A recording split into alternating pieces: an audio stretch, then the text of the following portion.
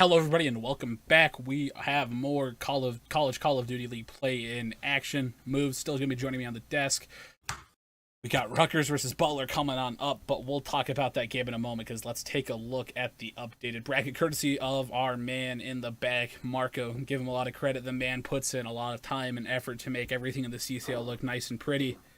Deserves a lot of credit for actually all of this, to be honest. He great graphic designer, but looking at the play-in, saw Butler take down LU Red 3-0 in a fairly tight control, but managed to get it done.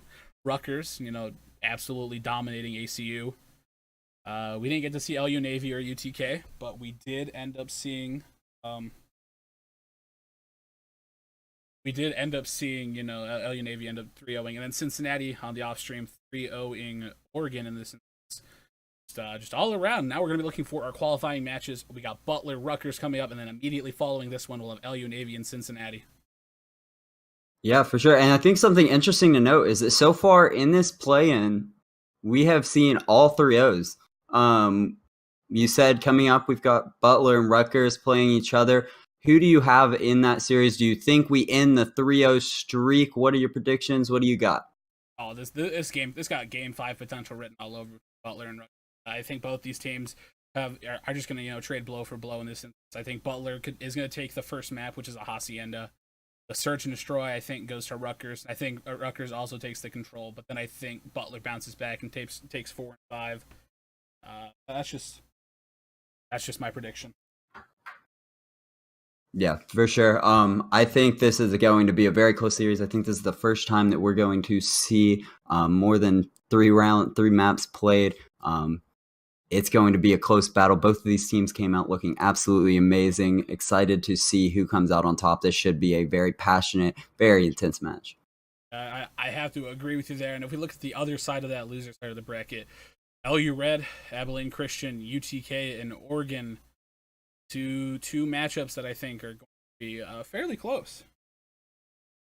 Yeah, absolutely. LU Red and ACU, obviously these players have a long history. A lot of them have played together. Like some of them played together at Fort Worth. They've been playing against each other all season. Both those teams, very interesting. Both talented rosters. Both have players that can really stand out. On the other side, UTK and Oregon should be a pretty interesting match. Obviously, those are the loser side of the bracket. If I'm not mistaken, that's winner go home. Is indeed winner go home. LU Red or ACU, their entire season on the line.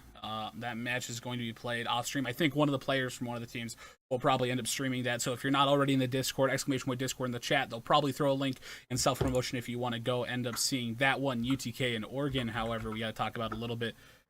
I think Oregon's going to come with the passion, especially with that one. I think they'll end up taking that series. But let's talk more about this Butler Rutgers matchup. We've seen both these teams play on stream today. They've both looked, pretty good for the most part.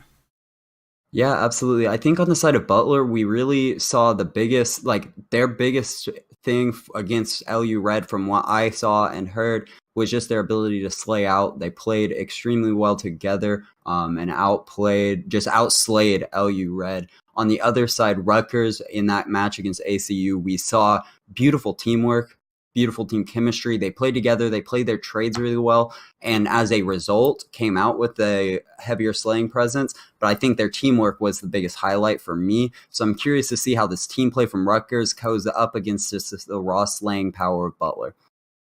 Yeah. And for me, it really comes down to, again, on the hacienda, that Hardpoint, specifically on that map, it plays very, very similar in the manner that we see talk about Arsenal, about how the ICRs are very, very important.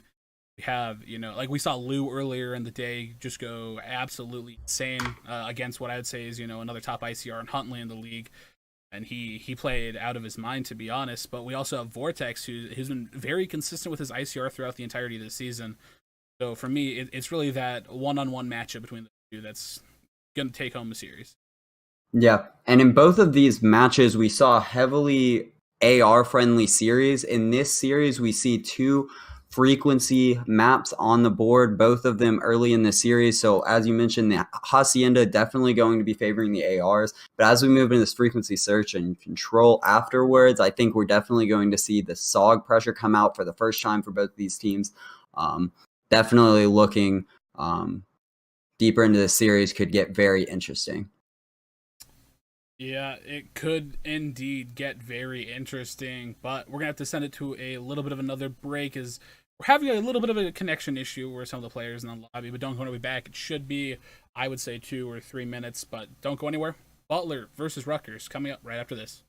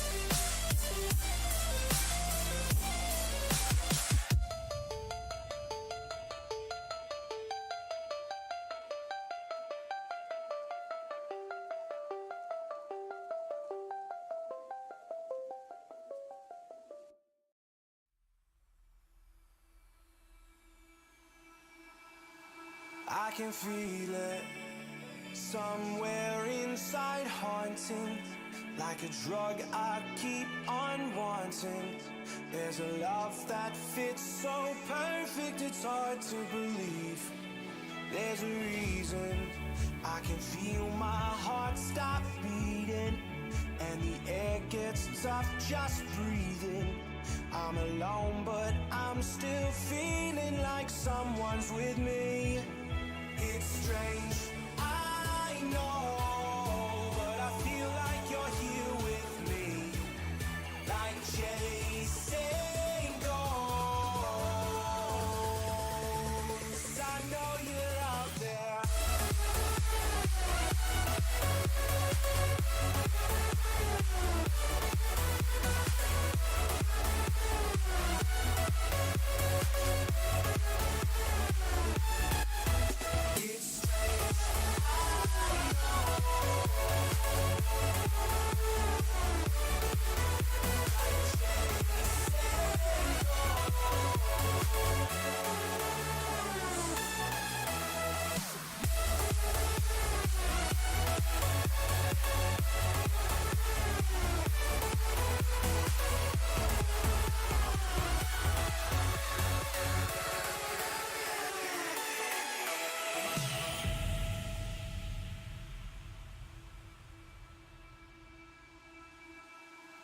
Time is unfair, 'cause I know you're out there somewhere, patient, waiting unaware, feeling like your grip might slip too soon. But I'm running, chasing speed and gunning. I'll be right there all of a sudden.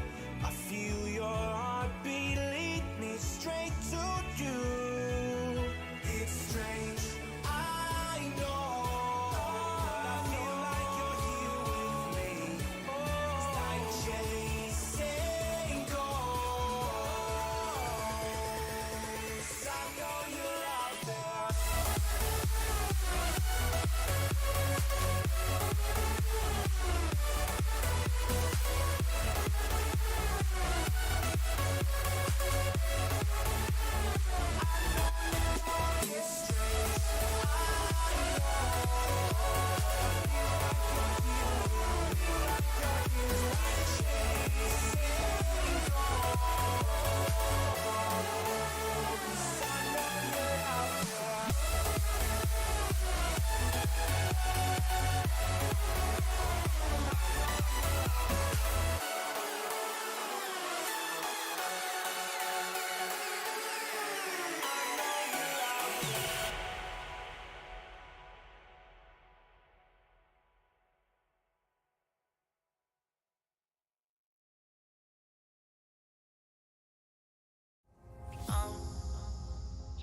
to the ground.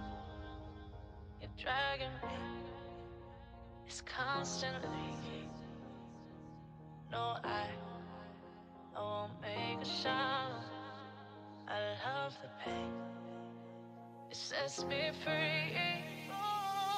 It's wrong, I can't make right. I love the bird below you said myself.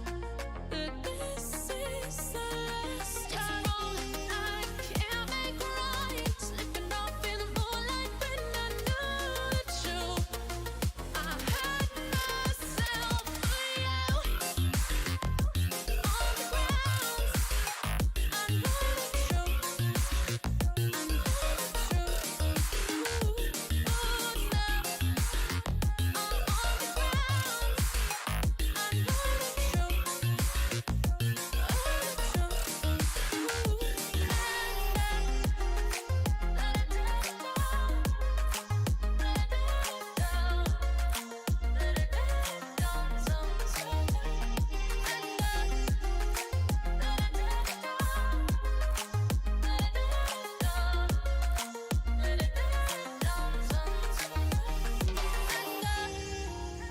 I'm shaking now, 'cause you say those things, then shut me out.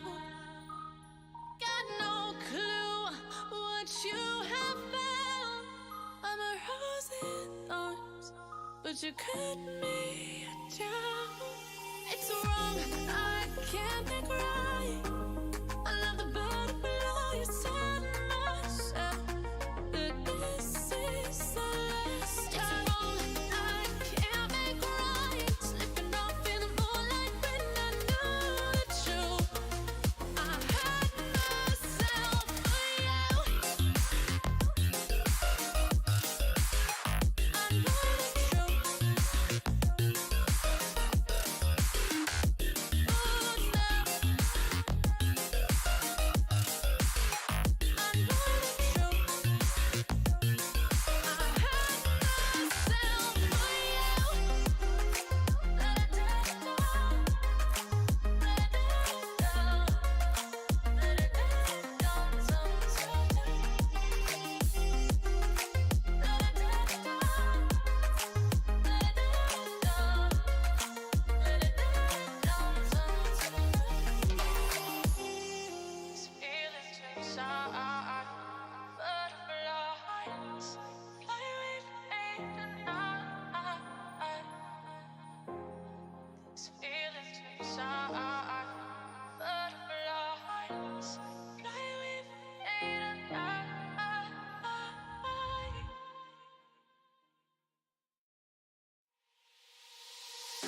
Made of glass, it seems you're shattering a part of me, and I can take it. My heart is so hollow, the blood has an echo inside of my veins. My heart is so hollow, your voice is an arrow, making the pain. My heart is so hollow, hollow, hollow. My heart is so hollow, hollow,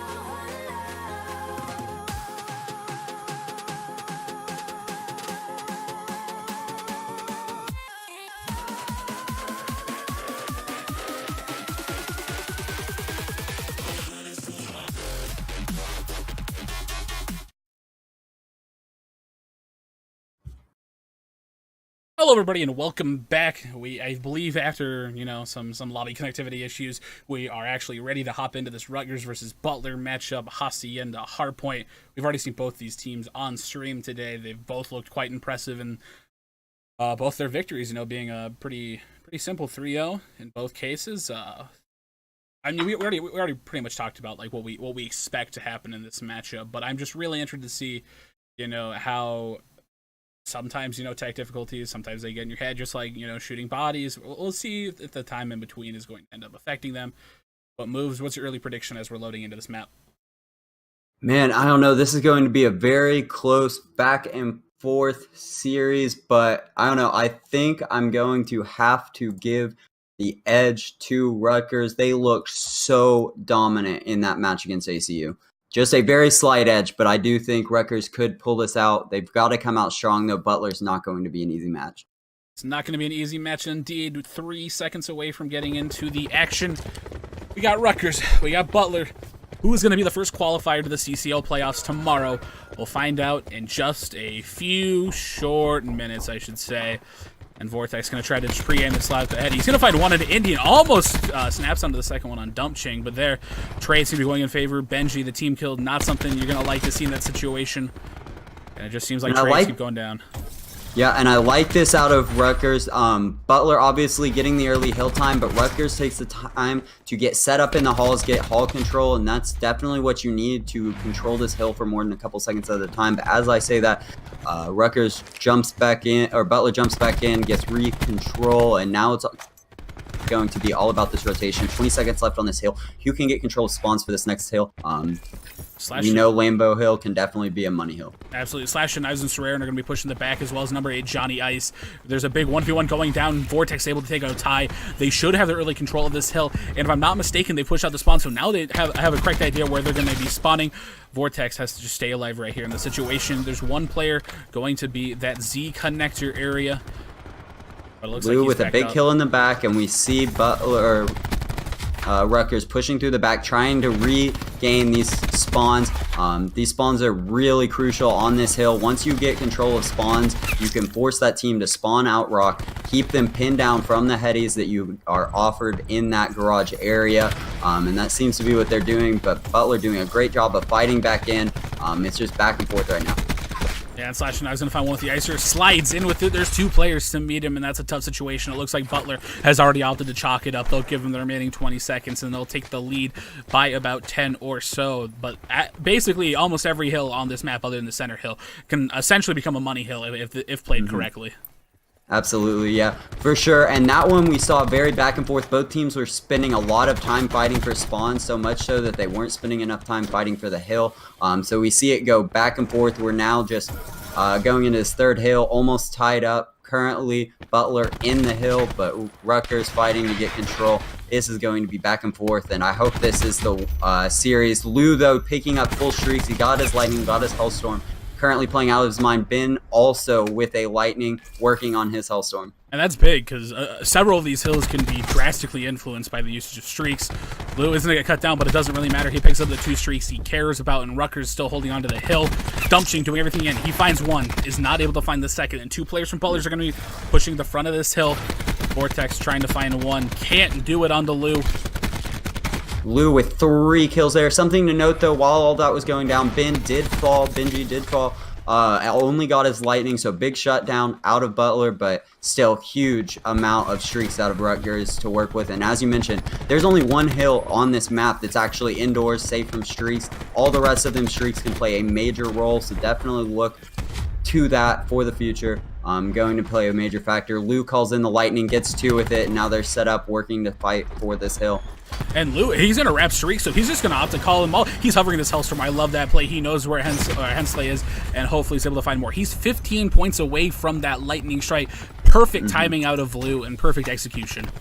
Yeah, and I'm not sure how much I love the decision to invest all 3 sets of streaks, but because Lou is so close to gaining another, he picks up his Lightning. I understand why he decided to invest it. He gets his Lightning and his Hellstorm and his Tempest. Lou is playing out of his mind right now. He's 19-3, and he just doesn't seem to want to, just forget a challenge. He's going for everything. He's so far in, he's run out of ammo inside in his ICR. He's going to pick up Maddox, but this man is on a tear. He's on a 10 streak at the moment.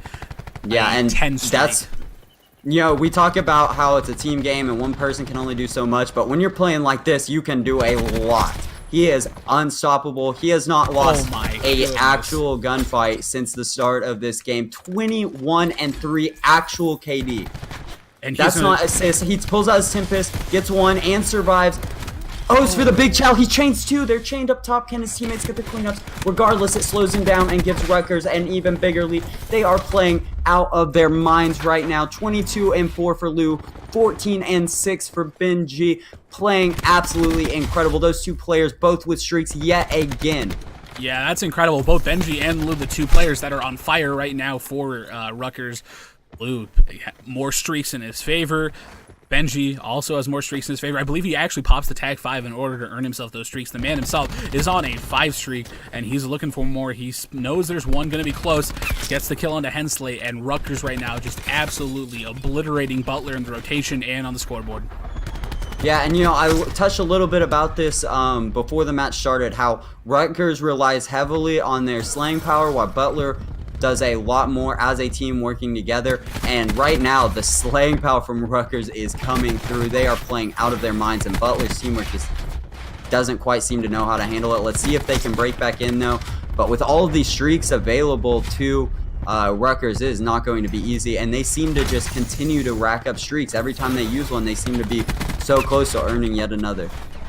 One thing, if you're on the side of Butler, Lou only does have that Hellstorm remaining. I believe Benji ended up using both of his streaks there. However, Rutgers is still earning all that time, and Butler seems to just have chalked it. I'm not sure if I agree with that call, because all this time, that puts Rutgers at 190. Butler only at 53.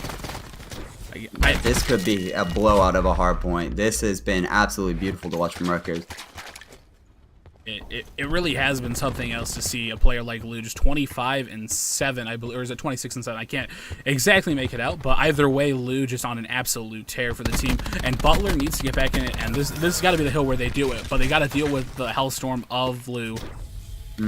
I'm curious to see if he decides to invest this here. I think he's playing his time. Yeah, he's waiting for his teammates to get into a position where they can make the most of this. Doesn't pick anything up with it, but he gives his teammates time to push up. That's 2 for Rutgers. That's 3. 3 fall from Butler because of the positions that they were forced into by that Hellstorm. We talk about this all the time. In Overwatch, they call it a zoning ult. That's what he kind of did there with his streaks. He forced the players into unfortunate or unfavorable positions, and his team took advantage of it. And Ty is about to be the 3rd player on his team to pick up streaks in this game. Dumpching also has streaks. Everybody, it's just raining streaks on the side of Rutgers. Benji's had streaks, Lou's had streaks, Ty's had streaks, and Dumpching, Indy might be 9-17, but there's only so many kills on the map that he's able to get, and when Rutgers is just outslaying, it's nearly impossible, Absolutely. Yeah, sometimes we call out players for playing poorly, but like you said, when your teammates are picking up this many kills, there's only so many kills on the map. And that's not a that's not a problem you complain about if you're on this side of Rutgers. If you're Indy, you're not complaining if your team's playing like this. I don't know what there would be to complain about. They're just playing out of their minds. Ty uses his grab slam. Hensley is going to pull out the War Machine to try to get a little bit of map control for his team. One player there. Dumpching is going to trade him out, but Butler does have the spawns, and they're going to be there. However, Hellstorm comes in for Ty. Doesn't find anything, but Rutgers only needs 18 points to win this map. And again, just raining streaks. These hills are so open, you have nowhere to hide from them. And Rutgers right back in the hill. 4 of the 5 players from Rutgers getting streaks. That is unheard of. Beautiful out of Surin. Yet again, we saw him in the last series using his grab slam extremely efficiently, but is it enough for his team to get back into it? Just 6 seconds away from winning this is Rutgers. But Lou's just trying to go big here in this middle. He's got one more gunfight to win. He doesn't win it. Slashing knives. Honestly, he probably just needs to jump into the hill to make sure that nobody from Rutgers. Benji goes in. Hensley is able to clean him up, but still, this is dire for Butler in this situation. Yeah, absolutely. Especially with it being this middle hill, it is almost impossible to keep the other team from at least getting some time on it. Very scrappy hill, and when all you need is 6 seconds, one team wipe will do it. The Purifier comes out. It's desperation time, but Rutgers in the hill. They got the kills, and that is 250-87 for Rutgers. What a hard point. What a hard point indeed. Rutgers. I don't know what they had for breakfast this morning, but I need to know, because that was incredible. That hard point was played to a T. Everything happening the way they needed it to. I don't know what else to say. Yeah, and there's, we talked about the streaks, but there's a lot of maps where having that many streaks wouldn't have done a whole lot for them. But on a map like Hacienda, where streaks are so crucial, like to be able to put that together as an entire team, not just a one individual, but 4 of the 5 players earning their full streaks throughout that series. I mean, just an absolute clinic put on by Rutgers University. It really was a clinic. How many times do you see 4 out of 5 players on the team pick up streaks in the course of one map? Almost never. I don't think I've ever seen that in Black Ops 4 on a competitive map. Wow, I really don't. Ooh. All 4 players picking up streaks. I've seen individual players pick up multiple sets of streaks, but never such a dominant force as a team. Just beautiful work. Do I need to clear my glasses? Am I reading that right? Lou really doesn't miss. 47 and 12, 60, almost 6,300 damage. That's almost, that's like when Slash and Knives it's unreal. Yeah, when Slash and Knives has the most in their team at 3,800. Yeah. I mean, 47 and 12. I mean, what's crazy about that is I'm pretty sure his actual kills were at like 38 or 39. It wasn't like he was just getting a ton of assists. He was finishing players. He was putting them in the ground, and his teammates were there to pick up the slack when he couldn't finish the kills. Just an absolute clinic. I don't know how else to describe it. I don't think there really is another way to describe it. When somebody's, going off and they're playing that well, 6,300 damage, living up to the name Lou doesn't miss, because there were times where he was just going for, we talk about the ego chow, right? Where you're feeling yourself. You gotta go for a little bit of the heat check there, and Lou did it several times, and he was winning them. Oftentimes them. We call those decisions questionable. We're not sure if that was the right decision or whatever. But when you're winning every single one of those gunfights, you can't really question it. When you're feeling yourself, you're feeling yourself, and boy, was he ever. Yeah, when you're feeling yourself, there's just nothing. We always talk about, what can a team do to bounce back? But realistically, if a player is just like going off that hard, they're making the plays that we saw Lou make. Sometimes there's just not much you can really do to bounce back. Butler definitely needs to try to get a little bit of a bounce back here, as they will not be out of the tournament. If they lose this series, they would get dropped down to the lower bracket and still have another opportunity to qualify. But still, it would be a lot nicer to get it done in 2 than to have to get it done in 3. Yeah, absolutely. You never want to drop to the losers bracket where you have a chance of going home. When you have this opportunity to put it away and win here, it's definitely something you have to capitalize, and I think they know that. But as we get into this search and destroy, do you think we'll see a difference? Obviously, the Hardpoint, a very Slay heavy, and Hacienda, a very AR friendly map. Frequency, not the case. Search and destroy, much slower, much more strategic. What do you see coming out in this series? What are your predictions? I predicted Butler to take that first Hardpoint, and Lou is letting me know in the chat that was a terrible prediction. I'm sorry, Lou, that I doubted you, but I think I'll still give it to Rutgers. I think that was my initial prediction. I think Rutgers would take this. I think the way Benji's been playing with that SOG all day, he's just been an absolute unit on the map. So I think I got to favor them. If Hensley and Johnny Ice can perform incredibly well with the SOGs, maybe it's a different game. But I guess we'll find out. It appears we're having some technical difficulties. Maybe one of the players wasn't ready, so we will go back to the lobby.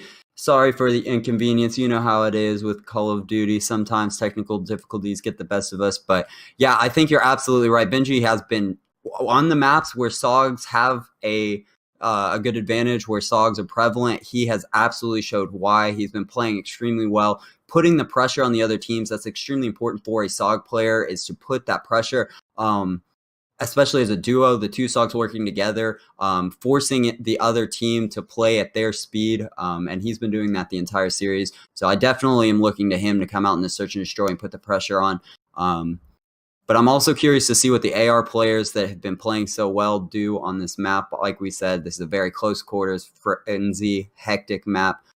So definitely going to be interesting to see what they're able to do. And sometimes with SOG players, it's so incredibly hard to, get a real feel for them. A lot of times people only look at stats, right? Sometimes with the entry SOG player, it's not necessarily about stats. It's about, almost being bait. We don't like using the term bait too often, but sometimes just, you draw the aim assist away, and then you give your team just that opportunity to get them when a player isn't aiming at them. It's just all about, playing the SOG role correctly, and Benji's been doing that so far today.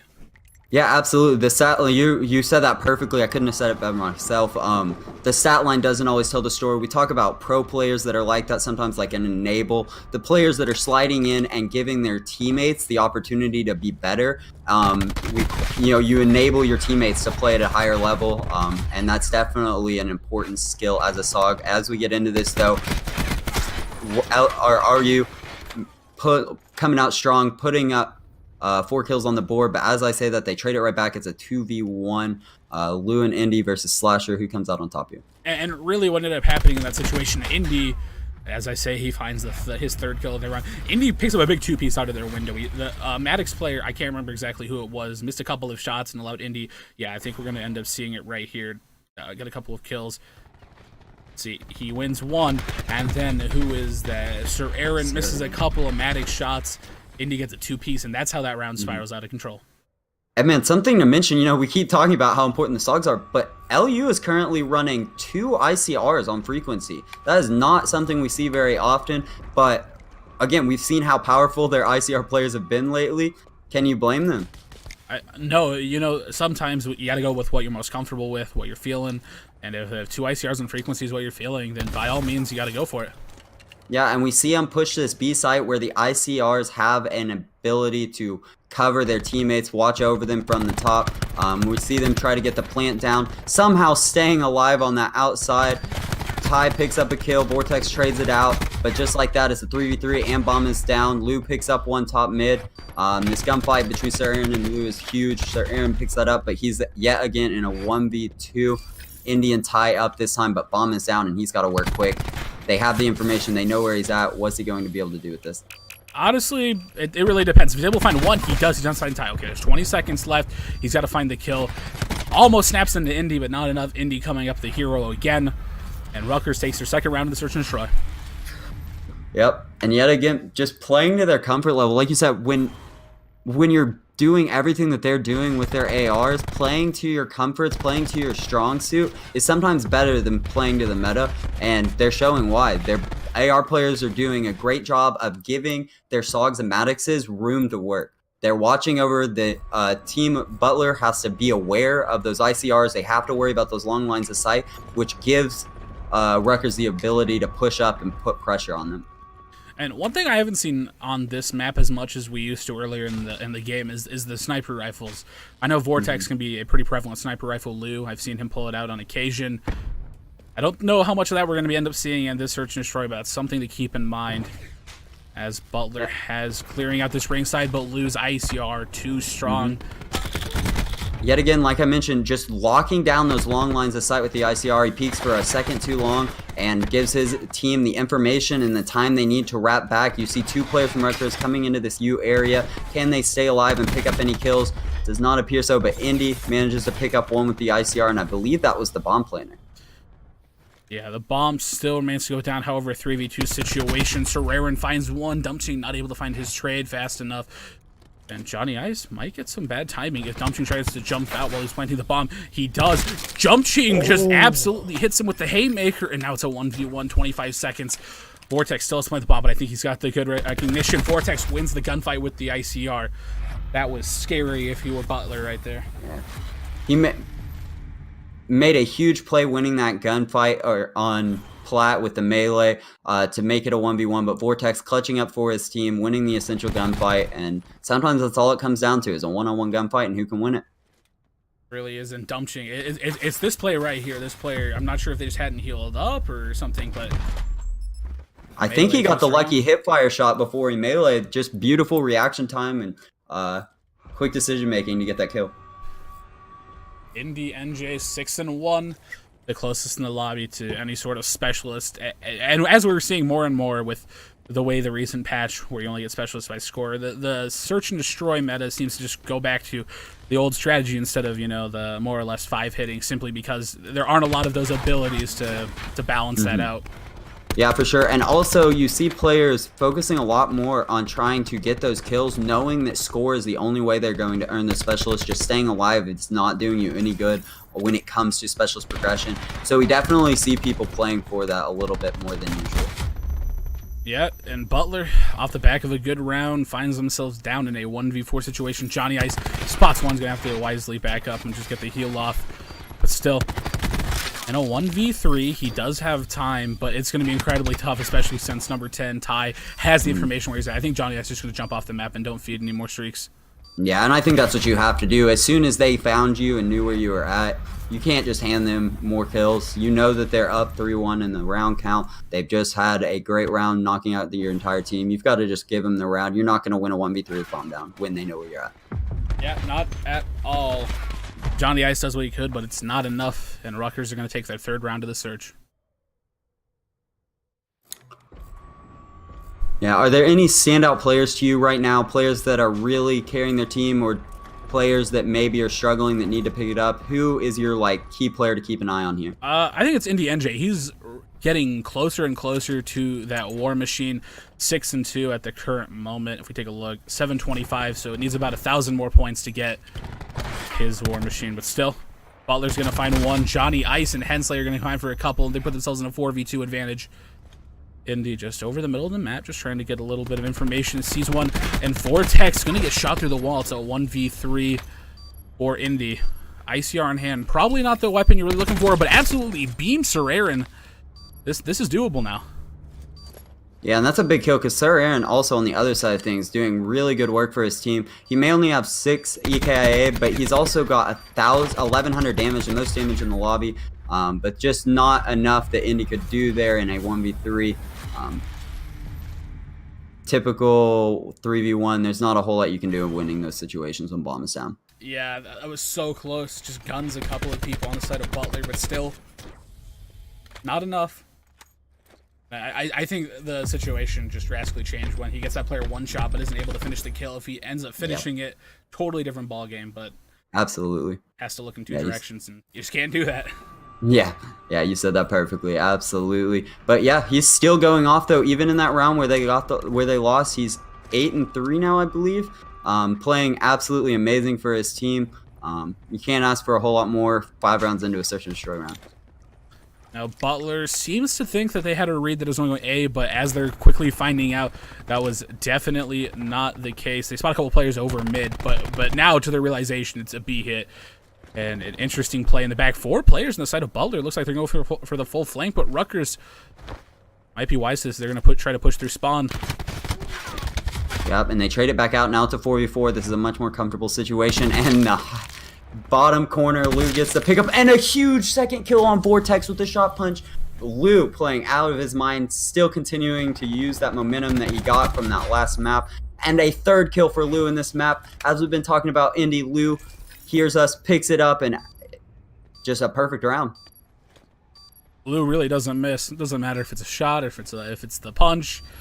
He does not seem to be missing at the current moment. And Sir Aaron, again, last down in the 1v3, gets the shot punch off on a dumping, but that gives him information about where he's at. Yeah, and I think he could get some bad timing here. We'll see if the player that's you can catch him out. Yeah, he slides in. Lou gets 4 in that round. Sir Aaron did everything he could, but just like that, Lou put a great round, picks up 2 kills off that pit, both shot punches, and I think we're going to see it here. That was wild. Wild search and destroy. Yeah, and I love this positioning out of him as well. Obviously, the kill's insane. His reaction time is through the roof, and I believe he picks up a 3rd here. But something to note, that spot that he was in, not only does it catch players off guard, but where he was at, he could watch the entire B cross. So as Butler was rotating through from their spawn, he could see if they cross. Luckily, they drop down on him, and he gets the kills, and can't ask for much more. You really can't ask for much for in that situation, because I believe he actually finds 4 that round. I believe he picked up that final one, but still, Butler trying to claw their way back into this one. Looks like it's going to be a B hit out of them. And the EMP does come out. It's a little bit of a spot check right there. They know there's pressure towards that B site, and it looks like Butler's just opting to back up. Yeah, and I like this decision. You know the other team is going to be rotating to get you kills. Vortex picks up a big kill in mid with that ICR yet again. We see how important this mid control is and getting those first picks. Let's see if they can capitalize on it. But as I say, that Dumpching trades it out, and it's a 4v4 yet again. Yeah, I really like to play to Rutgers, just applied aggression, making sure they get the situation. Dumpching absolutely cleans up Vortex in that situation. There's 2 players here that have a big task ahead when they know that they're there based on the cluster nade. Hensley just going to try to slide out. Slash and takes him down. It's a 2v3. Players falling all around Hensley. Yeah. And something that I've seen out of Butler that they definitely need to fix is they're getting these first bloods. Their AR is getting those picks in mid, and they're not capitalizing on it. As soon as you get that first pick and you have numbers, you have to push as a team. Instead, they're playing almost scared. They're playing in their base. They're playing slow. I would like to see a little more aggression out of them when they get that first pick. When you have numbers, you have to take that advantage. You really do. And Dumpching, as we saw earlier, some nice shots on the Vortex. Absolutely scoops him up off of that. And Rutgers 1 round away, taking a 2-0 map lead. Qualifying match for the CCL playoffs. Yeah, and honestly, this S&D, while Butler has managed to pick up 2 rounds, it has felt like almost a 5-0. At times, Rutgers just looks absolutely dominant. They look so much more comfortable on this map. They seem to know how they want to play as a team, and they're sticking to it. There's gonna be 2 players this bottom blue area. Vortex puts some shots down, doesn't find anything. It looks like Dumpching is planting this bomb, and Vortex knows that he needs to back up, wait for his teammate. There's too much pressure coming from to handle with an ICR, and I think he just needs to hold an angle for a second and wait for his teammates. Yeah. And yet again, Butler with the man advantage. Let's see if they can actually capitalize on it this time. Like I said, I'd like to see them play more as a team when they have this man advantage. Don't waste lives. Don't throw lives away.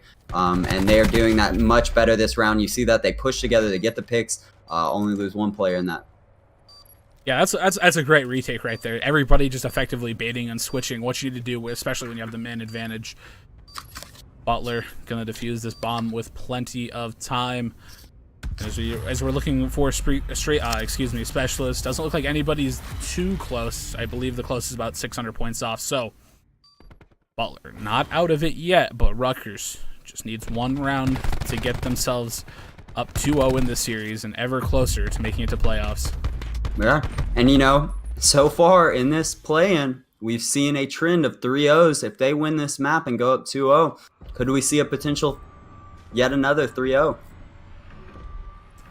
But in order to get there, they have to close out this S&D. We could indeed, and the longer Rutgers lets Butler stay in this map, the closer and closer, you know, they're working towards some specialist potential, and that's a nice play right there. A stun comes out, 2 players get stunned up, and Serraren just having a round of their own, gonna find 2, and they're gonna push up to top blue right away. Vortex gonna find another one. It's all into Dumpching, and they know where he's at. He's gonna get pushed out immediately. He's just trying to do everything he can to stay alive. Vortex and Serraren both put shots into him, and that's another round for Butler. 5-4. I love the adjustment out of Butler. I mentioned this earlier. They were getting this main advantage, but they weren't playing as a team in these last 2 rounds. You see them 5 hitting things, 5 stacking. They get those initial picks, and then they play together. They don't overextend. They don't go looking for kills by themselves. They play this together, and they get the free kills. And that's how you close out S&D rounds. The hip fire coming out of Vortex there. And Serraren so close to getting that gravity slam. About 285 points off from getting it. Yeah, that's just a couple kills, but as we close, like, we're getting so close to the end of this map. 1 round away for Rutgers, 2 rounds away from Butler. Who's going to close this out? All Rutgers needs is 1 round win, but yet again, first blood comes out from Butler. They do trade it out by tie, but Hensley gets a kill, but also kills his teammate. It's a 2v3. Make that a 2v2. Man, back and forth for both of these teams. Vortex with a huge kill on Dumpching. Oh, Vortex. Like wow. We're going to round 11. That is 5-5. I definitely didn't predict that Vortex coming up clutch for the squad right there.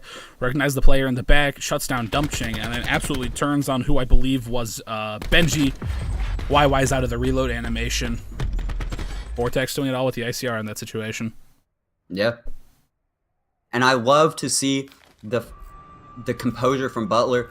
They go down heavy in the S&D after a really tough hardpoint loss, and they managed to regain, again, mental game, and they are playing it beautifully. Let's see who closes out this round 11. This is a big round. And Serraren's just 1 kill away. If they get 1 shot, he doesn't find a shot. That would have been it for them. He makes sure he can't die in this situation. He's so close to the gravity slam, which can be so big, but it's a 4v2 advantage. Butler somehow clawing their way back into this one. Lou and Benji, they have their work cut out for them. A 2v4 situation. Lou does have that ICR, and he is just trying to play a little bit of a turret position, but still, that might not be enough to win this round. Serraren is going to take him out. Benji in the 1v4. Rutgers was up 5-3, 5-2. I can't even remember at this point. I believe it was at 1.42, 5-2. And just absolutely beautiful recomposure from Butler, and now Benji has to do it all for his team. He does manage to pick up 1 and get away with his life, but there's only so much you can do. He finds a second though in window and Oh. immediately traded out. Beautiful work out of Butler to be there for the trade that time. They knew he was in the area, and they were prepared to trade it out. Butler ties the series up at 1-1. Rutgers' inability to close out map number 2 gives Butler a way back into the series, tied up 1-1, and Benji really close to actually collecting this one before. I initially thought this player window was going to end up popping their gravity center. They had it, but it looked like just a series of unfortunate events preventing them. But still, Butler, they get it done in 11. Yeah, and I mean, honestly, I said halfway through that game that it felt extremely one-sided, and Butler proved me wrong. They came out and they showed that they have what it takes to compete with this Rutgers squad, shutting down their Slayers and making it a tie series now. Yeah. This tie series is just so close, Like, maybe the Hardpoint didn't go the way they wanted. 250-87 is definitely not that close, but the Search and Destroy definitely was. And I think, Butler out the back of Sorare 17-9, almost 2,500 damage. And a player going off that much, only 15 points over getting their specialist. That's wild. But still, Butler brings it back.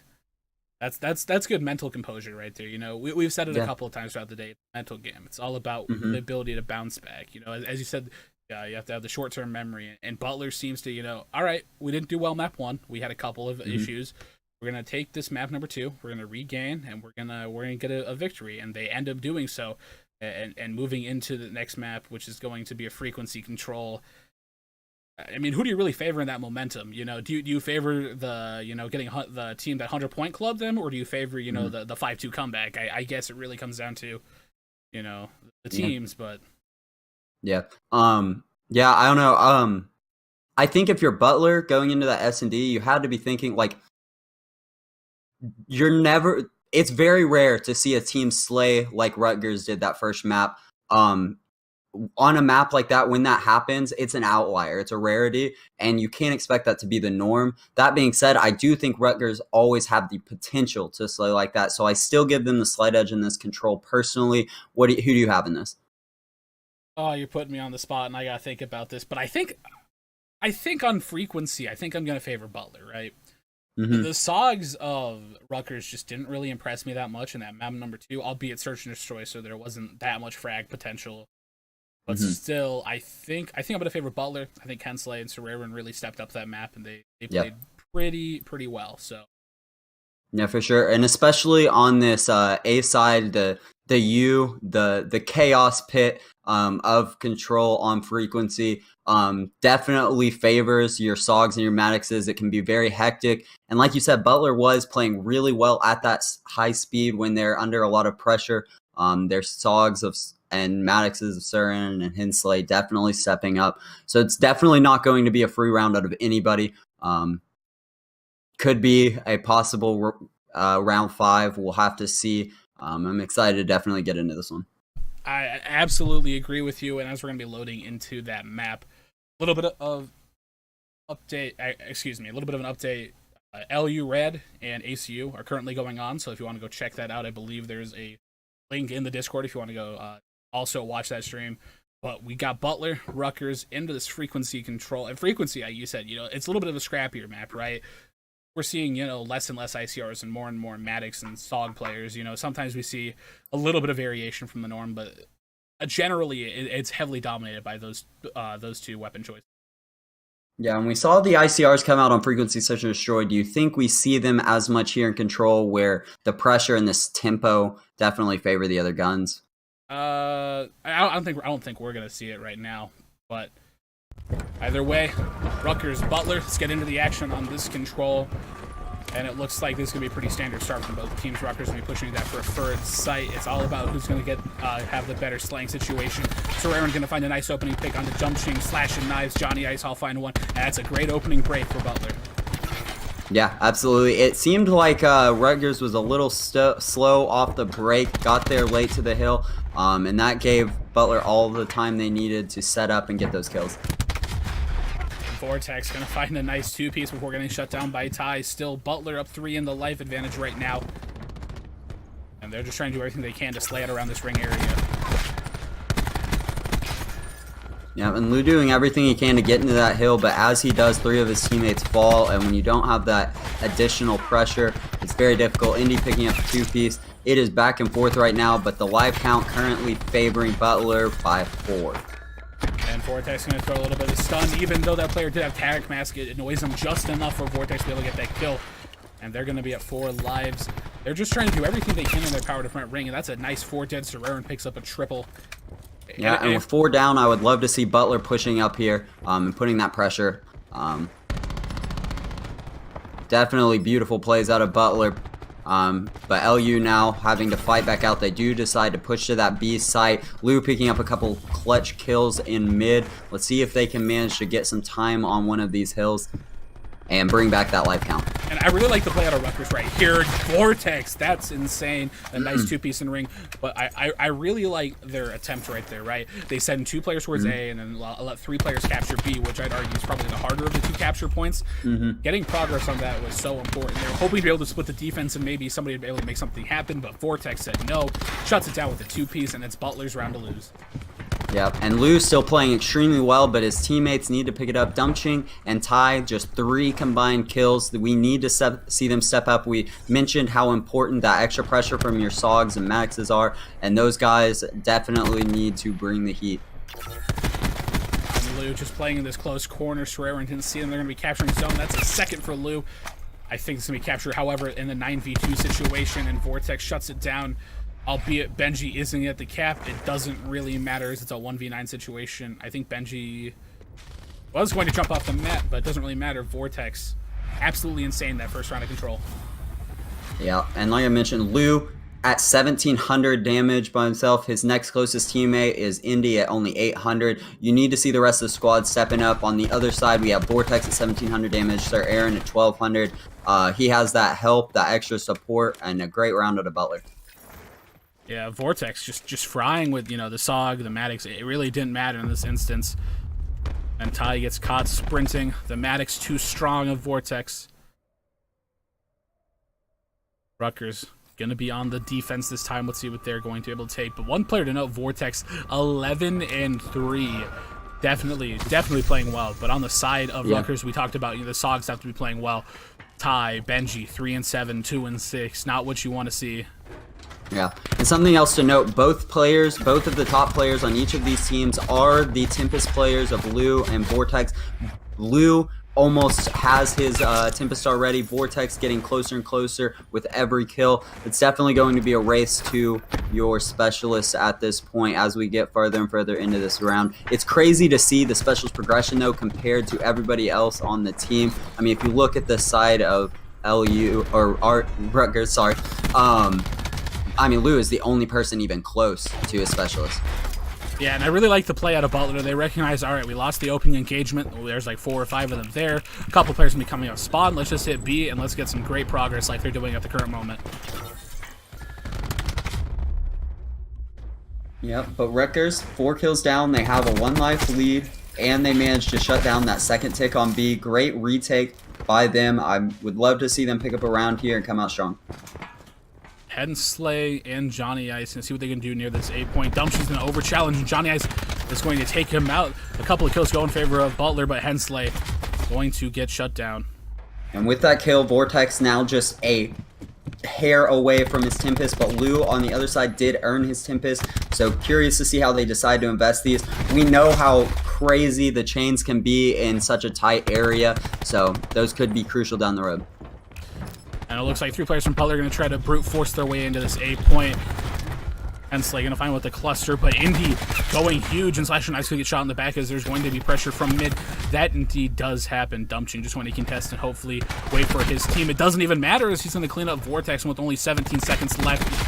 And get that huge kill on Sir Aaron. Dumpching playing really well right now, playing his life, trying to survive and give his team time to get back into this hill. And it appears he's done so. Let's see who wins these opening engagements on this A site. And it appears to be Butler holding it down.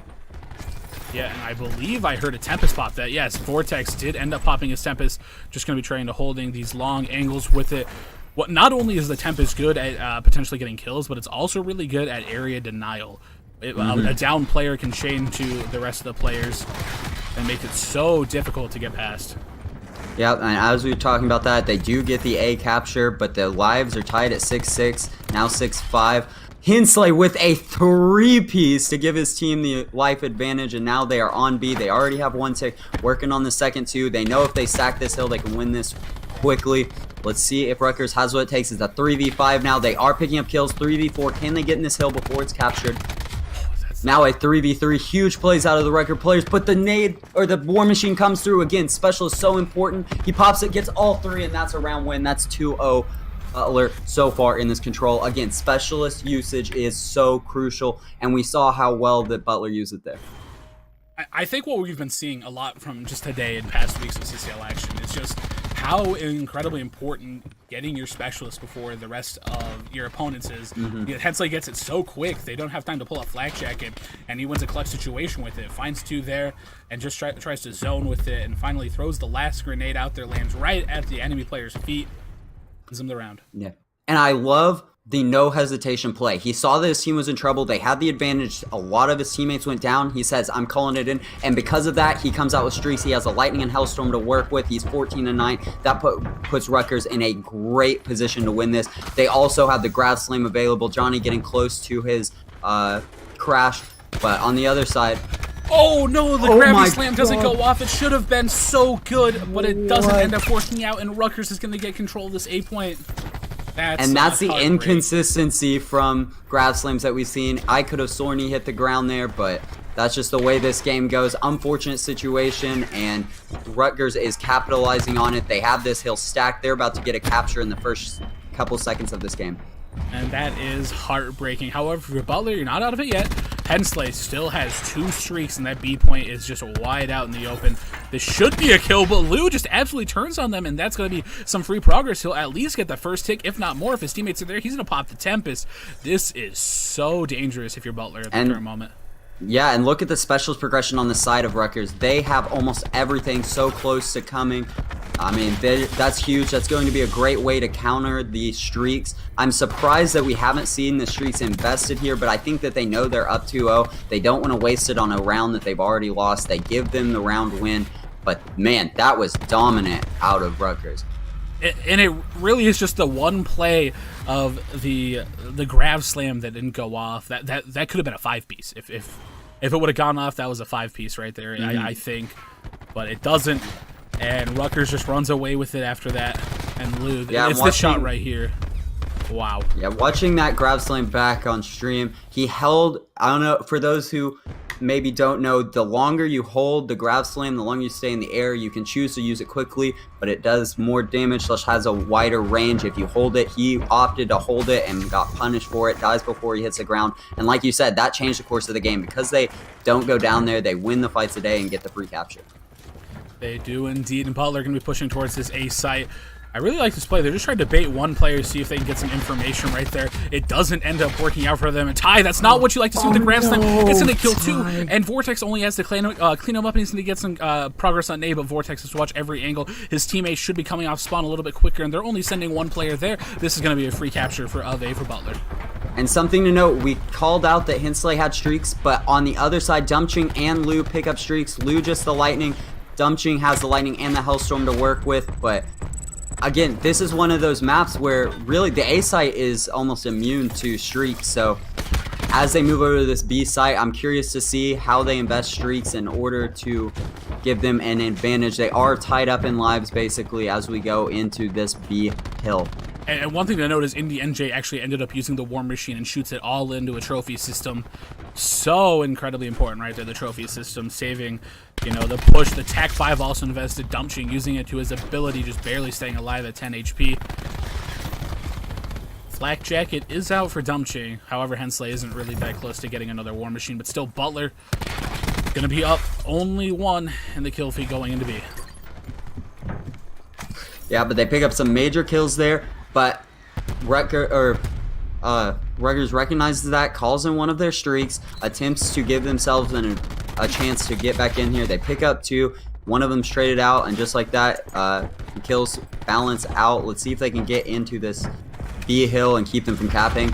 Lou calls in his Hellstorm, gets 2. That's huge. That gives his team opportunity to get back into this hill. And if you're Hensley right now, you have the opportunity. If he finds this kill, he doesn't. That's such a big kill from Benji because Hensley was the one that had the streaks, and now it seems like Rutgers is just going to deplete any sort of progress they had.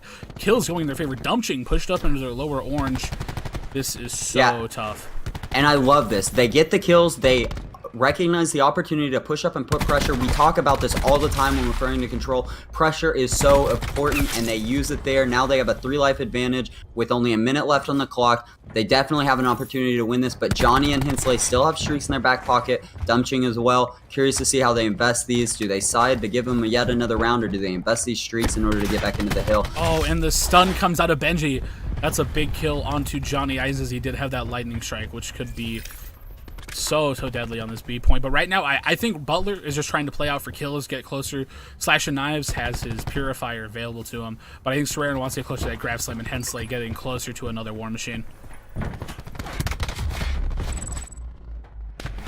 And kills seem to be getting traded. Butler in a 7v3 situation. Slash and Knives not able to win the big 1v1, a 7v2. Hensley, Serrarin, probably not going to use any sort of equipment right now. Maybe just see if they can get a couple of kills for free. Serrarin, however, does find one, so it brings it down to a 2v6. And Benji just sitting out in the open. Nobody really watching his pipes, but Ty is going to trade it out. Yep. And just like that, Rutgers brings it back. Yet again, we saw round 11 search and destroy. We're going to a round 5 control. It doesn't get any closer than this. I am so excited. Both of these teams fighting for their spot in the playoffs. They know that they do not want to go to this loser's bracket, and they are showing it. They have the passion. And I think something to keep in mind is that Rutgers did win that first Hardpoint. On a more AR-friendly map as we look further in this series. That's something to keep in mind. We'll touch on that a little bit more, but as we get into this round 5, who do you have? Who's taking this map? I'm gonna go with Butler. They have 2 streaks on their side. Dumpching also has 2 streaks, but I think they're closer to more specialists. Hensley, a couple kills off of another War Machine. Slash and Knives has a Purifier. Serrarin also getting close to potentially another grab slam. That is great entry kills out of Rutgers. And this is a huge thing because also Dumpching has his Purifier, and if you have control of this A site and the other team has to push back into you when you have that Purifier out, it is just basically ducks in a row and you are just shooting them down. But Piers, they're not even going to need it. They get yet again a free cap on A. That entry kills on A is so important, and Butler now at a 6-man disadvantage. And if you are Butler right now, Hensley needs to make sure he can call in the streak. One player's going to be pushing him. The Purifier comes out, and Dumpching's able to find one, find a second, and holding down those pipes is so difficult. Hensley off spawn definitely just make sure they call in the lightning strike, and that is exactly what is going, or the Hellstorm X6, so what happened. One player does go down. So close between all of these teams at the current moment. It really depends right now if Hensley is able to find another War Machine, and Slash and Knives gets a good usage out of his Purifier. He does decide to pop it and is find one, so at least they will stabilize for the moment. Yep, and something also important to note is that Rutgers got shut down before they got their tick on that site, so they don't have any progress on B. It's probably going to come down to live. Slash and Knives was just walking around with his Purifier out. Nobody was able to shut him down. He gets some great kills with that. Rutgers still up 5 lives right now, and if you're Hensley, you would love to get a little bit of the action, get so much closer to getting another War Machine. A couple of shots on the Lou, but Ty is going to go for a little bit of the challenge. Johnny Ice trades him out as well. Hensley died before, so he isn't going to get any of those points, and right now it's just an all-out brawl. Yeah, and now Ty and Lou both just a kill or two away from yet another specialist. Hensley, obviously, like you mentioned, was so close to this War Machine at the start of this round. It appears he's barely made any progress. Definitely a slow round for him. You need to see him earn that because specialists are going to play a huge part. As I mentioned, Ty comes in. Oh, gets the grab, and then the 3rd kill. That's huge. Now just 12v6, 11v6, that is huge. They still have streaks to use if they need it. They are in the hill. They get the first tick. They're working on the second. It looks like Rutgers should be able to close this out. But as I say that, Butler comes flying in with some kills of their own. It's 7v5. Who is going to come out with this round win? Coming off spawn, we'll see what Butler can do. Pushing up. They have no respawns remaining. This is getting close. Hensley and Serrerin are so close. If he's able to pick up this kill right here, this could be the game, but he's not able to pick it up. Benji shuts down Hensley. Little does he know, he's so close to that to that War Machine Serrerin. And now a 7v2 with Crash advantage, 7v1. That's Rutgers round win. They go up 2 in the series. What a control. Wow, so just some small mishaps right there. Unfortunately, giving Rutgers the game. Butler had ample opportunity to win it. You'll look back to a couple of plays that the gravity slam that fails in that third round. Butler ends up losing that opening break, and Rutgers wins that round pretty handedly. Man, just wild. Was that a reverse sweep and control? I believe Butler was up 2-0 to start that control, if I'm not mistaken. I thought it was 1-1. Was it 1-1? Okay, I may have. All right. Regardless, a beautiful comeback, way to regain their composure out of Rutgers. They know that they lost that S&D in a close match, but they come out here on a map that doesn't exactly favor their strong suit. I have to favor them for the rest of this series. We just got through both of the frequencies. Moving forward, we go into Arsenal and Hacienda, both maps that favor the ARs, and we saw what happened on that Hacienda Hardpoint when the ARs had a chance to do their work. Yeah, and as we've already talked about so many times today, Lou doesn't miss. 37-19, 6,200 damage for the squadron. Just straight beans from him on that map. And honestly, Butler had their opportunities. We already talked about that gravity slam, Yep. but a couple of rotations, a couple of botch streaks that don't really get anything. Ends up helping out Rutgers, and they take the control 3-2.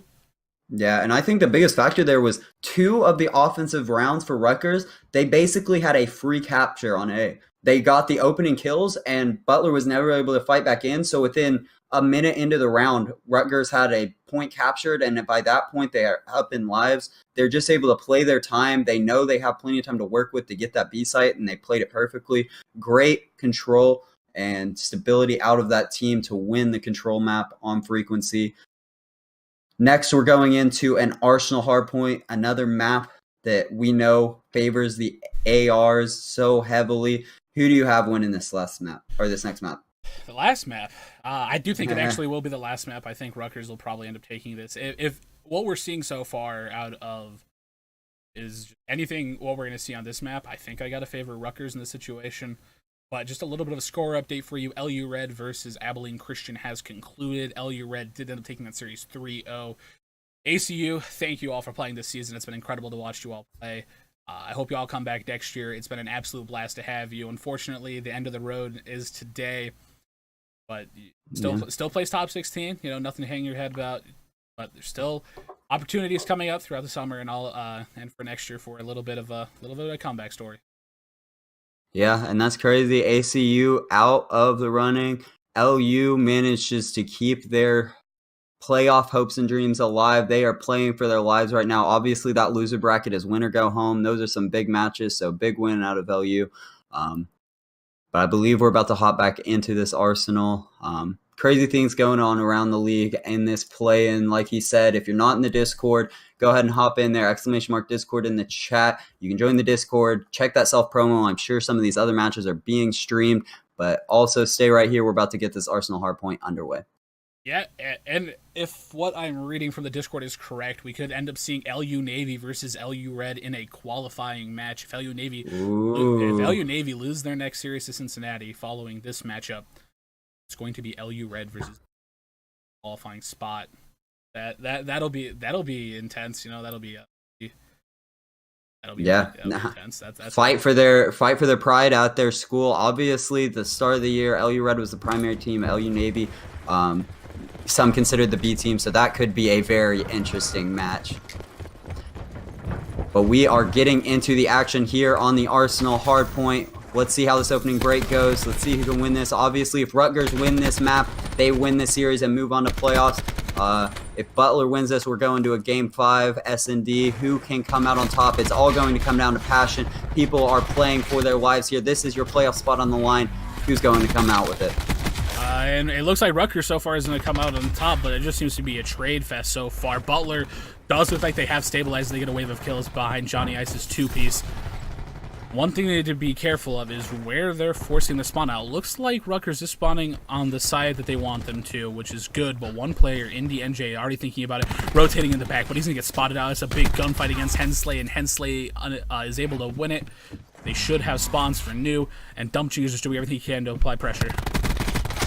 Yep, he picks up one, but gets taken down, traded out.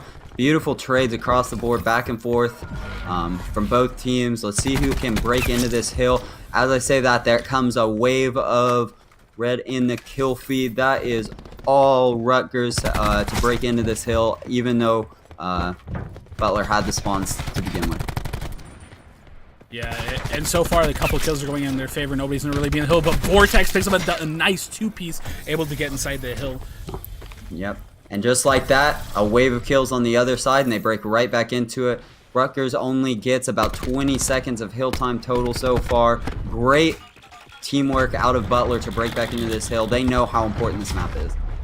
They do indeed, and Butler seems to be holding on just for the moment, but Slash and I is going to have a big gunfight right in front of him. He's going to slide out, Dumpching's going to win it. One player remaining in the hill, that was Vortex, he gets cut down. The remaining 11 seconds going to go to Rutgers, but Butler already on the rotation. 4 players here, and Serraron's going to clear out Benji in that lobby. Hensley just trying to kill Indy. He's able to do it, and they should have spawns secured.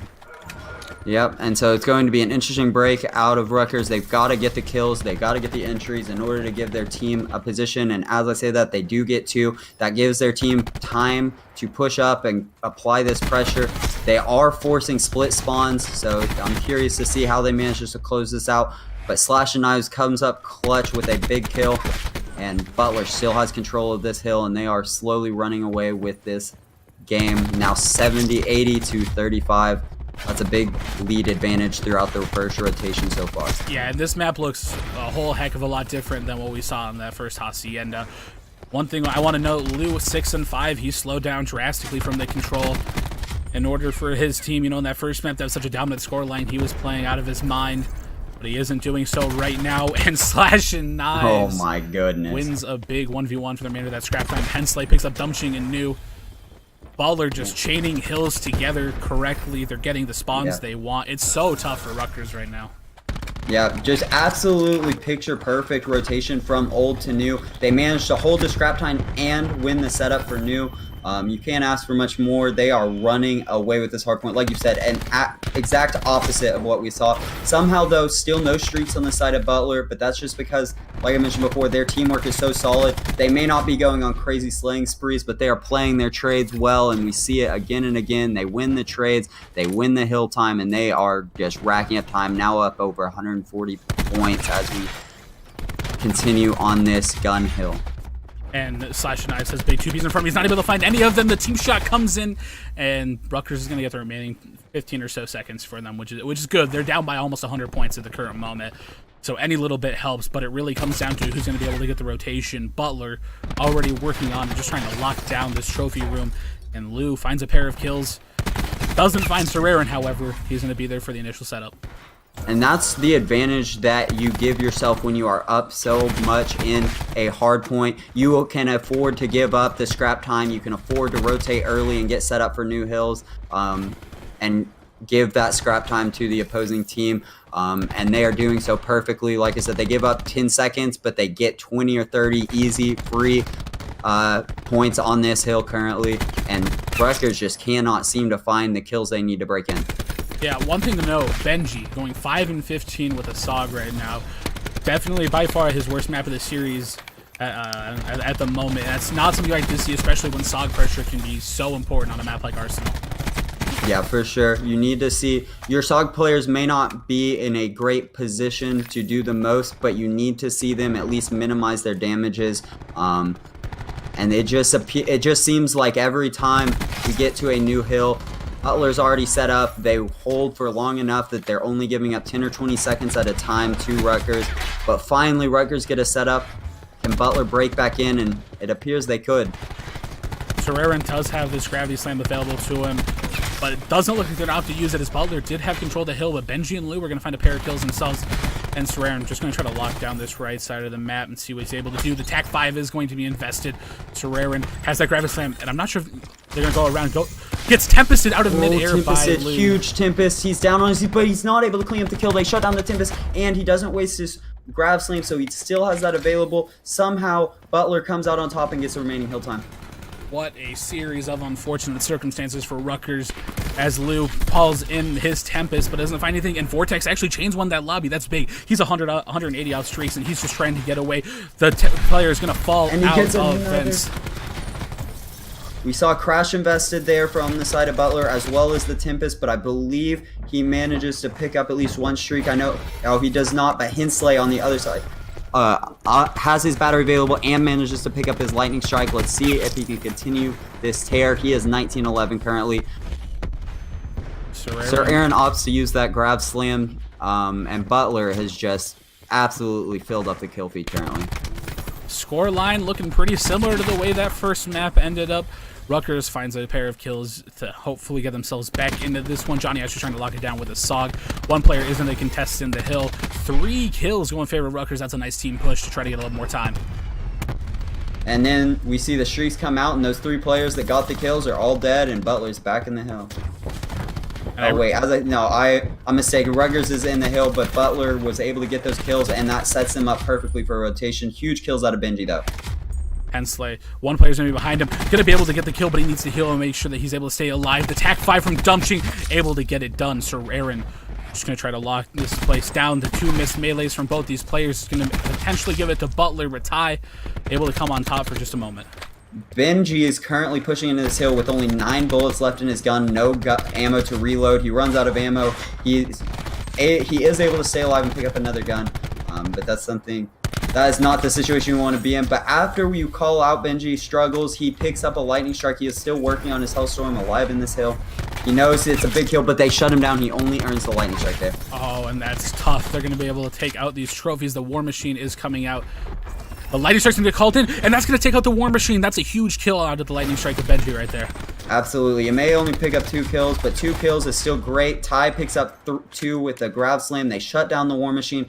That is huge. That does give them a chance, an open door to get back into this, but Butler are only 15 points away. They can't afford to give them any time whatsoever. This is clutch. I'm in slashing knives.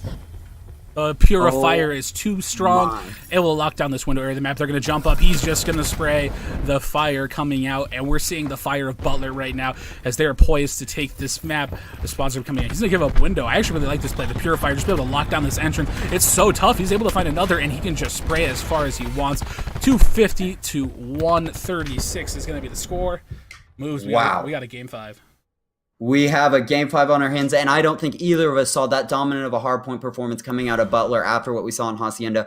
Just absolutely incredible work. Everybody clutching up when they need to. Slasher going huge with that fire break. But just overall, the team play seemed excellent. Sir Aaron, who has been one of the standout players on the team, struggled, but when he did, his teammate picked up the slack. Just beautiful work out of Butler there. Yeah, and I really think, like you said earlier, that first map was the outlier, not the norm, and I really think that as pretty apparent based on the way that Hardpoint map, or maybe Arsenal is just one of Butler's maps. Either way, we got our first game 5 of the play-in. Pure passion between these two teams to see who is going to end up being our first qualifier into the playoffs tomorrow. One player look at Hensley, 33-15, that 2.0 KD, 4,800 damage and slashing knives. Very similar stat line, 4,700 damage. This Hardpoint just absolutely incredible. Yeah, absolutely. But now we go into the S&D, and it's back on Hacienda. We saw how dominant Rutgers was on the Hacienda, but we also saw Butler's ability to keep up and search and destroy. This one could go either way. Both of these teams know that winning this last map means their spot in the playoffs. This is an important map. Could go either way. It really could go either way. The first S&D going the way of Butler, albeit not the closest to search and destroy. It's definitely what you weren't anticipating, but still, Rutgers, if Rutgers is able to play the way they played the second search and destroy, but they're able to close out some of those rounds, I realistically think this game 5 has a round 11 written all over it again. Yeah. Yeah, absolutely. Like you said, both of like in that search and destroy, so many of those rounds could have gone either way. We got a round 11 in the first search and destroy. And now we're going to a game 5. Could we see another round 11? This series is back and forth. These teams are fighting and they're so evenly matched. I really couldn't tell you who's winning this last search and destroy. I really couldn't tell you who's winning it either. The Hacienda, if any, okay. So if we look at it from the way they played the Hardpoint on Hacienda, Rutgers definitely outplayed them there. But if we look at the way, you know, the S&D in the series is, it's been Butler's game. So I guess it really comes down to who, well, I mean, I don't know. This series has been so wild so far. Rutgers able to come back in that control. Butler just absolutely blowing out Rutgers in that Arsenal Hardpoint. There's just so much going on right now in this series, and it's so difficult to predict because all it really comes down to is who wants it more in this instance. One map separates these teams from either the losers bracket or from getting sent into the bracket tomorrow for the CCL playoffs. These teams, How much do you think the momentum from Butler in that dominant hardpoint plays a factor in this search and destroy? Oh, it definitely does play a factor in this instance. I really think that if you're able to come out and you're able to fry, and then you know you just need one more map, the adrenaline's flowing, the comms are probably pretty pumped at this. They're probably feeling pretty good about themselves, and realistically, Butler very well could end up taking this Hacienda in a pretty convincing fashion. Yeah, absolutely. If they come out and use the momentum that they just gained from that previous map, they definitely could come out flying. But again, Hacienda is one of those maps that so heavily favors the ARs, and if Lou continues to play the way he has the majority of this series, he could be very dangerous. Obviously, we saw him fall off a little bit in that last hard point, but when your team's getting dominated the way that they were, there's not a whole lot you have the opportunity to do. So I'm definitely curious to see who comes out on top. This is going to be an interesting map. It's been intense so far today. Both these teams have been playing absolutely lights out, trading maps blow for blow. It all comes down to this. Moves. Who you're taking? Give me a score line. Who do you think's taking this? Obviously, after that last Butler win, you have to give them a little bit of credit, but I don't know. Something in me tells Lou is rallying the troops. They want this win. I know they have the passion. I'm giving Lou and Rutgers a 6-4 win. 6-4. I'm gonna give it to Butler 6-3. But all right, we'll find out here. One moment. Rutgers versus Butler. This is wild, especially on a map like this where we can see snipers come out to play. I know Vortex is a heavy opponent, as we see. He's already got the Paladin out. He hasn't been able to do this the entire series. Ty with that thermal ICR like we talked about a little bit earlier, the NVIR scope proving especially deadly on this side of the map. One player, that's going to be Johnny Ice. He's got a big task ahead of him. Serraron's going to find one. Benji just laying on the ground trying to plant the bomb, and that's 3 kills in favor of Butler. Dumpching, able to find one, just able to slide away with his life, and Ty is still going to be in this outer water area, able to find Johnny Ice, bring it down to a 2v2 situation. Butler and Rutgers, so close this entire first round.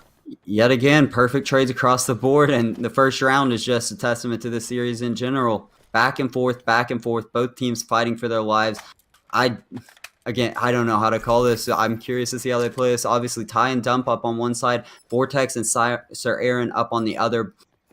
Butler, these players from Butler have been playing out of their minds. Vortex just with a crazy gunfight win, and now it's a 2v1. What can Ty do here? He has the bomb. He knows there's a player above him, but he's going to get pushed out by the other. He's in the water. They're just hunting for him. They know he only has 10 seconds. There's not much he can do here. Butler takes round 1. Well, it should have been a pretty clean Butler round. Ends up being a pretty dicey one. Butler doesn't end up managing to win the 2v1, playing that perfectly together. That's one thing I see a lot of players. Doesn't matter really what level. When they're in the 2v1 situation, the players sometimes try to play really spread apart, but not in that situation. They got together, they grouped up, made sure if he was able to find a kill, the trade was nearby, and they're able to win that round. Yeah, you make an excellent point. Playing together, playing as a team is so important. I couldn't have said it better myself.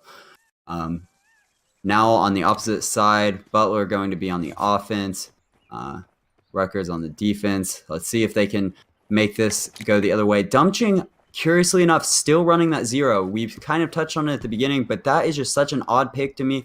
There are so many specialists that are available that, in my opinion, give you a much better advantage. I would love to hear his thoughts on why they decided to start running 0. Vortex just gonna be this outer area, and Lou, where he was previously with that Maddox, Vortex has no idea that he's there. Vortex gonna take a shot with that sniper, but he might spot Lou. Gets a hit mark, gonna pull out the Strife. He doesn't. He's able to hit one bullet, and Lou just barely manages to stay alive. And the Kobe nades comes out, forcing Vortex back, giving his team a little bit of time to push up. But Lou is flirting with death with that sniper, but they manage to push up. But Johnny with the 2-piece, Lou cleans him up. Now a 2v2 yet again. Hinsley picking up one. Sir Aaron goes down in a big gunfight. Now 1v1 Hinsley Indy with the huge kill, but there's no time to defuse. I think that's about the best way you could have seen that going down. Great work out of Butler to get that bomb down, knowing that the other team would not have the time to put the pressure back on. Yeah, absolutely. Butler, 2 rounds in a row, able to put things together. But Indy making huge plays. I love to see the signs of life from this team. Obviously not the round win that you expect or that you would like, but huge gunfight wins, and he manages to take down all the players on Butler, shutting down any potential streaks. At 5 so far just seems to be going in Butler's favor. I'm going to switch back over to Vortex. Got to see if the Paladin play is going to end up working out for him. Unfortunately, he gets that hit marker in the previous round. But still, Butler 2-0, and I'm really interested to see how Rutgers ends up this round. It looks like they're just going to be trying to flood this top house area and see what they're able to do. 4 players, this top open hallway. It's going to be such a tough situation. Serraren is going to shoulder peek it and desperately needs to just back up and stay alive. Finds a little bit of cover and is able to find Indy playing a little bit over-aggressive there when they should have just headed for the bomb site. Dumpching, however, answered with 2 of his own. And somehow survives. Vortex finally takes him out, but Ty with the help. Vortex with the nasty 2-piece with the pistol. Ever since that pistol buff, these pistols definitely are nothing to joke around with, but still an impressive gunfight win against a fully automatic assault rifle at that range. And Vortex just playing a sneaky corner. I thought Benji was about to push out there and maybe get it, but Vortex, he knows something is going to happen relatively soon. He's just watching towards that top office area, wondering if anybody's going to push him. But he's going to find out relatively quickly the bomb has been planted, and him and Johnny Ice are going to have to go for the retake. Yep, now 2v2 with bomb down, but this time it favors the side of Rutgers. They know they have the time to work with. Can Butler get there and get the kills fast enough? I like this play out of them playing together, playing slow. But again, Vortex with that ICR out. Oh, but huge kill out of Johnny, already weak and still manages to get the kills. Both players now healed up in a 1v2 that he knows he can play the time and just check the bomb. I am uncertain.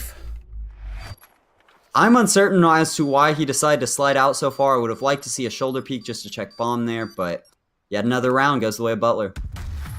And Vortex's Strife is something else. He's going to pick up 2, and I believe he gets like 2 or 3 shots into Lou as he's pushing, trying to defuse that bomb. But yeah, we're going to see this play right now. The Strife, the pistol buff, so good. Priority weak, doesn't really matter. Strife and Ty, we got to win our ones in that situation. Butler is able to clutch up and... Now 3-0 up in the series. This is getting harder and harder for Rutgers to come back for. They've got to know what's on the line here. This is their playoff spot. Obviously not eliminated if they lose this, but they do not want to have to play another series for their spot. This is where they have to clutch up, regain, and play for their lives. Benji currently 0-3. You need him to step up, but every time we've called him out, he has. He picks up a kill right there and gets the trades. He picks up 2. Like I said, every time we call him out, but Vortex sneaky in the water, gets a free snipe. Now a 2v2 yet again. Vortex going to put the pistol away, even though we've already seen what he's able to do with it. The SOG might be a little bit of a better option in this instance, and they're not sure if they're able to hit the bomb down. They think there might be some pressure incoming, and they're just trying to wait and see if Rutgers is going to play a little bit aggressive. Lou has a sniper of his own, just going to try to pre-aim an angle. He doesn't see anything, but he does spot one crossing. He knows the bomb isn't going down at the moment. Indy goes in a little bit of a flank. I love that teamwork. Obviously, a lot of the times we want to see players sticking together, but there they use the bait to get information, and Indy cleans up the kills. Beautiful teamwork. Different strategy, but they finally win the 2v2 for Rutgers and get a round on the board. Like I mentioned, I called out Benji, said he was 0-3. He gets a great 2-piece to give his team the opportunity to win that round. Rutgers able to answer back, finally get a round on the board, desperately needed. The difference between 4-0 and 1-3 is huge. Now, Rutgers going to be on the attacking side again. It looks like they go for the same sort of strategy where they just kind of push mid and see what they're able to give. You know, the defense gives and the defense takes. And the offense will take whatever they want to. Dumpching finds a nice pick onto Vortex to open up this round. Johnny Ice has cut off position and Lou is going to find Serrerin. And I love that play out of them. Again, they did the same thing, but they made adjustments. They played together. They played their angles a lot nicer. Not a single player falls for the side of Rutgers, and they win those trades. Just beautiful teamwork there. The same strat with minor adjustments to make it more successful. This pick here on Vortex was huge, giving his team the opportunity to push up. Yeah, I really like the way you put that. You know, it's just the mid-game adjustments, right? That's what we saw Butler was able to do in that map number 2. Butler definitely needs to make a couple of mid-round adjustments because what they were doing was working, but Rutgers has figured it out. Now it's on them to change up the game plan. And it's constant back and forth. You have set strats, but you have to be able to make adjustments. That's what separates good teams from great teams. And we're seeing that from Rutgers. Can Butler adjust and come back? They 5-hit A. I like this. They know that Rutgers has been playing pretty spread out, just looking for the player that's out in the open, so they don't give them the opportunity. They play together. They're playing their corners, their lines of sight, playing for trades. See if Rutgers can break back in here. They're just regains. And it looks like they're just trying to challenge Vortex with that sniper. Not something you expect to do. And Butler going to find 3 in the C1. That's a nice flick onto Dumpching, the 5v1. Lou just going to get out of there. Right there. Yeah, and that's all you really can do. I wouldn't be surprised to see him play his life. I think he's actually just going to suicide. I would almost like to see him stay alive. He's only 425 away from streaks. He could have played his life there and just hid for the rest of that round, but he also doesn't want to give them the points for that bomb exploding. So decides to end it and gives the round to Butler. And the one thing I think you have to notice in that situation, especially with the way with the specialist rework, him staying alive there, not only it gives them a lot of points, but as he's recognizing it's 4-2, and this search and destroy looks like it's going to be going out for a little bit longer. And by giving them those points, potentially could get them a game-changing specialist, you know, in round 10, round 11. That's something I think he doesn't want to have happen. So he just forfeits the round in hopes that Rutgers is able to bring it back. Yeah, smart heads-up play. Not worth gambling on whether he could or could not get the streaks. He plays it smart, doesn't give them any extra points, and goes ahead and takes his own life. Now let's see if Rutgers can take a round back. Yet again, playing this middle strat. Trades going back and forth. Currently in the advantage of Butler. 4v3 now. They have the man advantage. I'd love to see them play together, play smart, but Dumpching is on a flank. Could he get a couple players off guard? They turn and they catch him, and now another round win. Butler just 1 round away from securing their playoff hopes.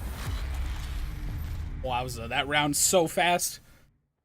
The flank looked like somebody will do something, but I believe one of the players for Butler turns around just in time to call out that flank. And Hensley right here, able to find one, just backs up wisely and waits for their team. And that's one of the things we tend to see not very often at this level of Call of Duty. They get a kill and they slide out to see if they can get a second one. Nope, Hensley gets the kill, backs up, plays with his team, and wins the round. Butler up 5-2 there, 1 round away from being the first team to qualify. And I believe they will end up playing the winner of this match will end up playing Ole Miss round 1. Definitely not an easy one, but Butler showed they're ready to put them to the test. Yeah, absolutely. Butler's been playing amazing here. Opsy is the EMP there. Interesting choice out of Dumpching, but it works. Lou with big 2-piece, now just playing his life. They have bomb down, and they have the 5v3 man advantage. Can they capitalize on this? Vortex, though, picks up a kill, getting closer to stabilizing. I would love to see Rutgers group up here, play together, and play it slow. They know they have bomb down, or they should.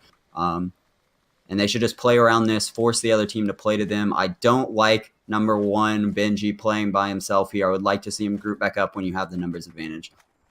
Looks like Butler's going to go towards that B bomb side, the A bomb side. The bomb is down in connector. Oh, and that snipe shot just barely misses the top of Indy's head. And Indy, be careful about the cross. Vortex uncharacteristically misses a shot there.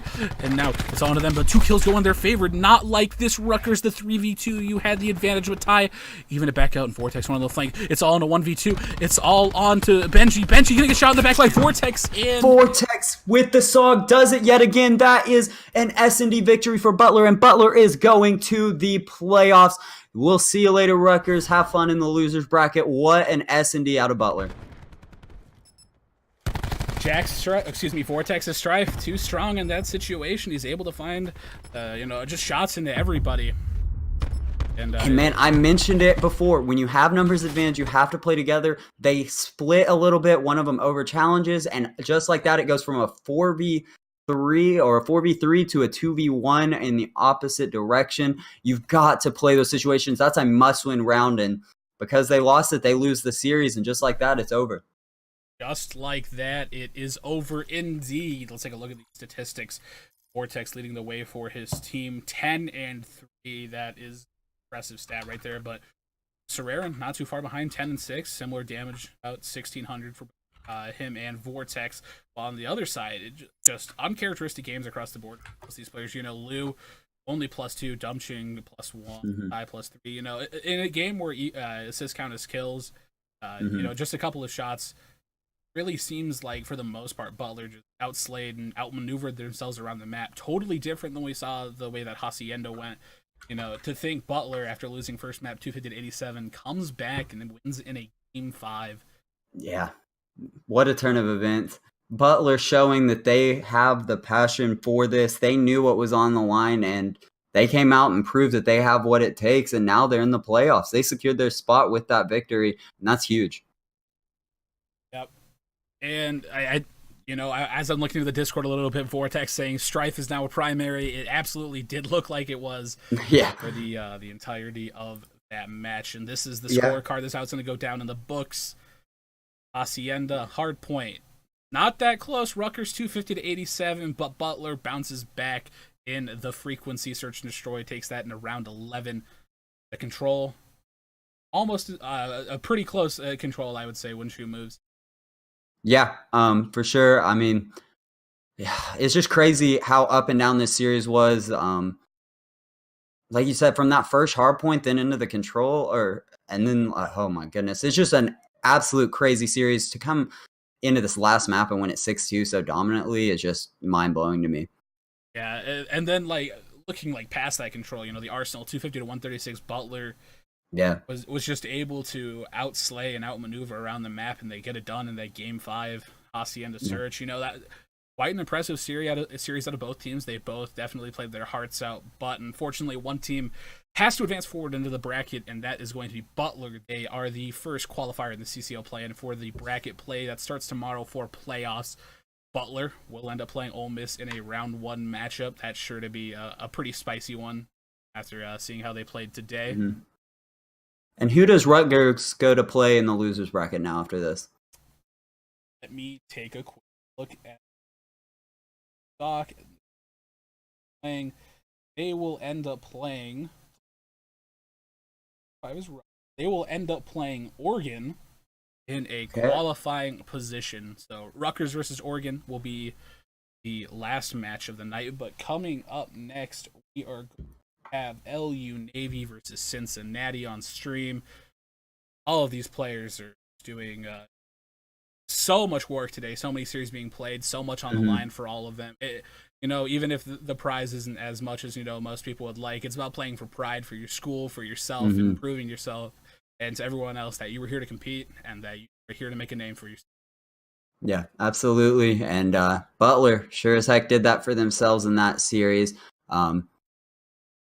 Momentum is definitely something that we've talked about, we've touched on, and I think we saw it play a part. Now I'm curious to see if that momentum from in these other games from some of these other teams plays a factor and carries through the rest of this bracket, but Butler's momentum carried them straight to playoffs. Now Rutgers needs to regain and build some momentum of their own in the losers bracket, and the rest of these teams now fighting for their spot. It's about to be crazy. Like you mentioned, next is LU Navy and Cincinnati.